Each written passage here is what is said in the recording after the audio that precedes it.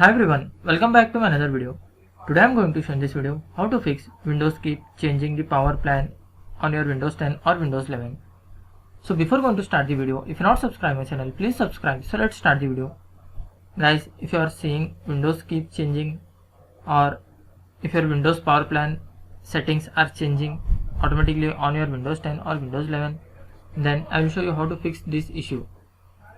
First of all, you have to open your control panel. Click on the start menu, then search for control panel. Click on the control panel.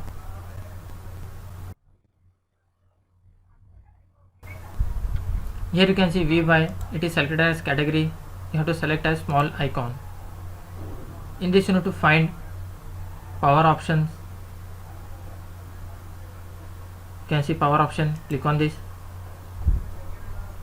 Here you can see balanced.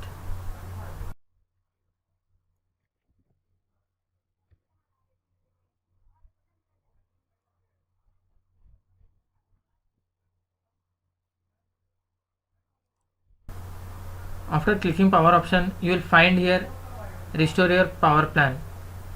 Just you have to click on that.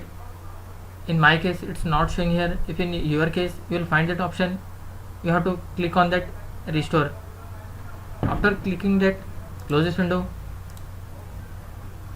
open the CMD, click on start menu, then type here CMD. Right click on that, click on run as administrator. Click on, then here you need to type SFC space / scan now. Then hit enter. It will take some time. After completion of this, you have to restart your PC. After restarting, hope your issue will be resolved. That's it guys. So in this way you can fix Windows keep changing the power plan on your Windows 10 or Windows 11.